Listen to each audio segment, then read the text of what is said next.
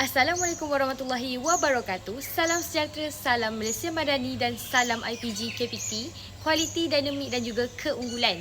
Nama saya Siti Nurul Syuhaili binti Nurhan dari kelas Bahasa Melayu 1, ambilan Jun 2023-2028. Bersama pensyarah bimbingan iaitu Dr. Siti Rohayu binti Muhammad. Pada hari ini saya akan mempersembahkan tugasan 1 pengajaran mikroseni bahasa dan juga tata bahasa bagi kod khusus BMMB 3243. Okey murid-murid, berdasarkan yang cikgu perhatikan tadi, kamu dah berjaya menyanyikan lagu rakyat dengan betul.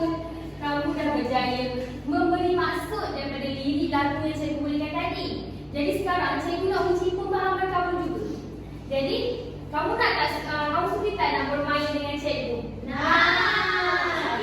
Sudi. Baiklah, permainan yang kita akan main kali ini adalah Gelung Escape Challenge. Siapa yang lambat? Dia KO. Okey, wow. Tak, KO tu apa cikgu? KO tu kalah. Nanti cikgu akan jelaskan dekat sebelah. Baiklah, dekat sini adalah permainan yang kita akan main sebentar lagi. Jadi di sini dia ada satu gelung yang cikgu akan bagi kat kamu semua. Kamu semua pula akan masuk di dalam gelung tu. Okey, berdasarkan apa yang kita belajar tadi, awak dah boleh menyanyi kan? Awak dah boleh menari kan? Jadi untuk permainan ni cikgu nak awak ulang balik semula apa yang awak faham berkaitan dengan pembelajaran kita tadi dan kita praktikkan semula, tetapi berbezanya berada di dalam gelung. Okey, pandai. Okey, di sini bukan setakat berada di dalam gelung. Cikgu akan membuka audio lagu yang kita nyanyi tadi iaitu Cai Wali Cai.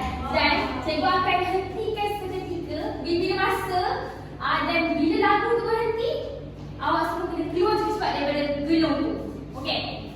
Siapa yang terlambat, dia akan KO. Kalah. Okey. Jadi dia akan menjawab soalan yang cikgu akan berikan. Itulah pemahaman yang cikgu nak kunci pemahaman kamu semua. Okey, semua dah excited ke?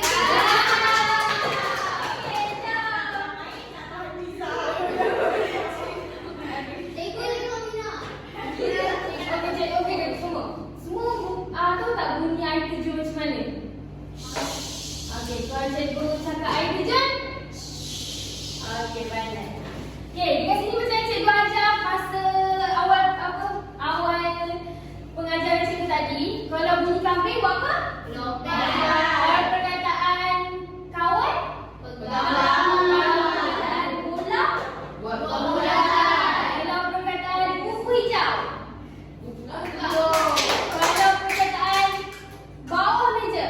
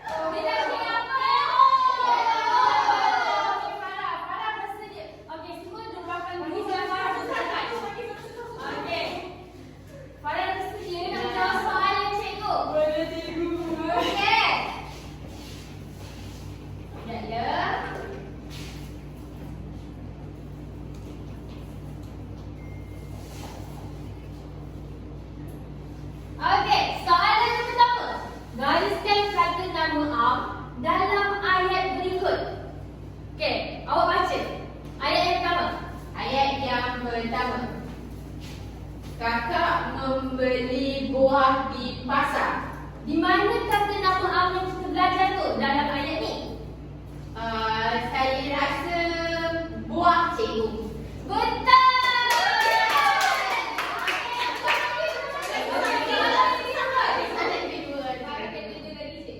Soalan yang kedua.